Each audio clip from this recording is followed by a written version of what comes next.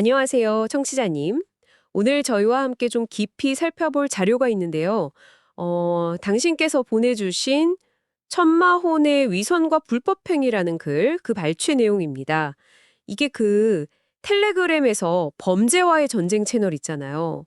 그걸 운영하면서 뭐 스스로 온라인 범죄를 잡는다.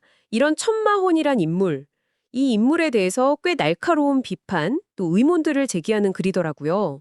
네, 그래서 저희 목표는 이 글이 구체적으로 어떤 주장들을 하는지, 또 뭘 근거로 그런 얘기를 하는지, 이걸 좀 명확하게 분석해 드리는 겁니다.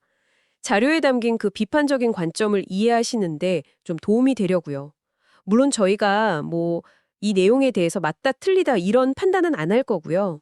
그냥 글에 담긴 정보를 중립적으로 전달하는 데 집중하겠습니다. 자, 그럼 이 글이 던지는 문제들 속으로 한번 들어가 볼까요? 가장 먼저 이 글은 천망원이라는 사람이 내세우는 그 정의 있잖아요.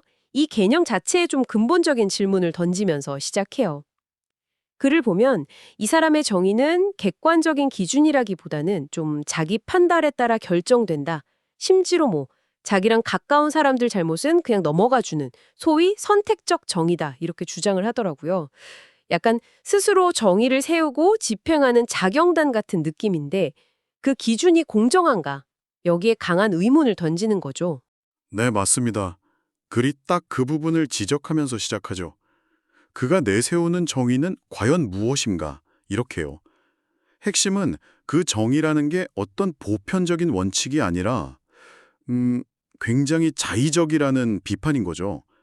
특히 본인과 친분이 있는 사람은 불법을 해도 묵인한다.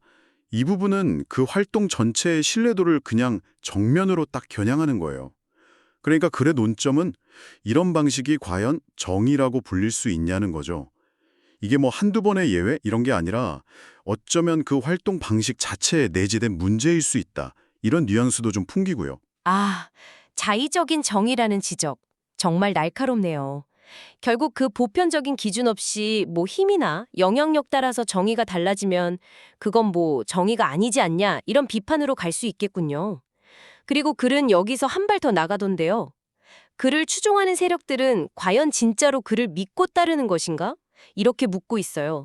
이건 뭘 의미하는 걸까요? 이 질문은 이제 천마운 개인에 대한 비판을 넘어서는 거죠. 글을 둘러싼 현상 자체로 좀 시선을 넓히는 건데요. 글의 맥락에서 보면 이렇게 좀 모순적인 행동을 보이는 사람을 그냥 맹목적으로 따른다면 그 사람들의 동기는 뭘까? 또 천마운의 어떤 면을 보고 지지하는 걸까? 이런 좀 근본적인 질문을 던지는 겁니다. 그의 방식이 정말 정의 구현이라고 순수하게 믿는 건지 아니면 뭐 다른 이해관계나 심리가 작용하는 건 아닌지 글은 그 가능성까지도 좀 보려는 의도가 있어 보여요. 어쩌면 그 선택적 정의라는 게 오히려 추종자들한테는 매력적일 수도 있다. 뭐 이런 조금 더 깊은 의문까지도 담고 있을 수 있고요. 행동뿐만 아니라 그걸 지지하는 현상까지도 질문을 던진다. 이런 정의에 대한 근본적인 문제 제기 다음에 글은 이제 좀 구체적인 활동 방식, 특히 자금 관련된 부분으로 넘어가더라고요. 천마혼이 불법 계좌를 계속 매입하고 있다. 이 점을 지적하는데 이건 꽤 구체적인 행위에 대한 의혹 제기 같아요. 네, 그래서는 그가 현재까지도 매입하고 있는 불법 계좌들 이런 표현을 쓰면서 이게 지금도 계속되고 있다는 걸 강조하죠.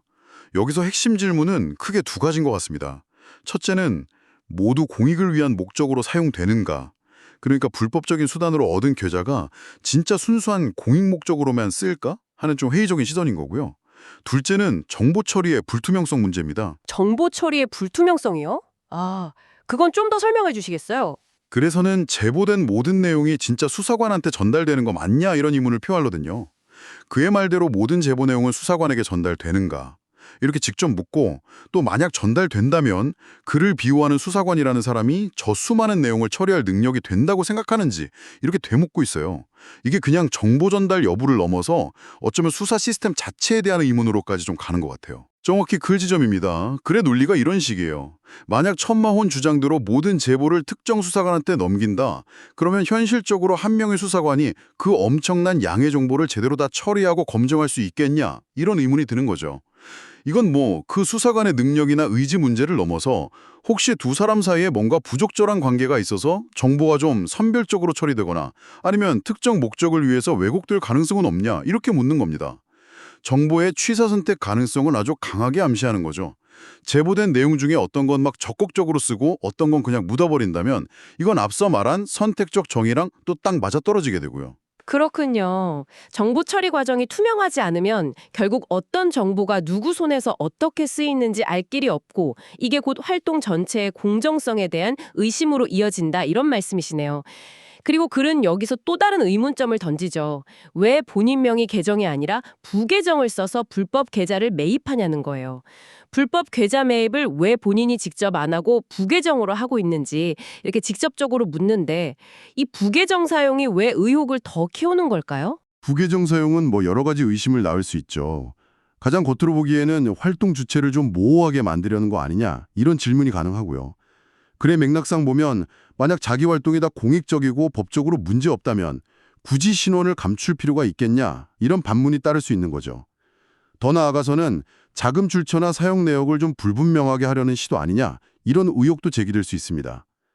불법 계좌 매입 자금은 어디서 나고 그 계좌로 오가는 돈은 또 어떻게 관리되냐 이런 질문으로 이어지죠. 마지막으로는 이제 법적 책임 회피 가능성. 문제가 생겼을 때 실제 활동 주체인 본인이 책임을 안 지려고 부계정을 쓰는 거 아니냐 이런 의심까지 그런 가능성으로 열어두는 것 같아요.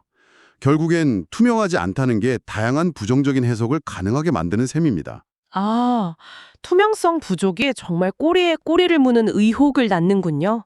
이런 전반적인 활동 방식에 대한 의문 제기에 이어서 글은 아주 구체적인 사례를 하나 딱 들면서 비판 강도를 확 높이더라고요.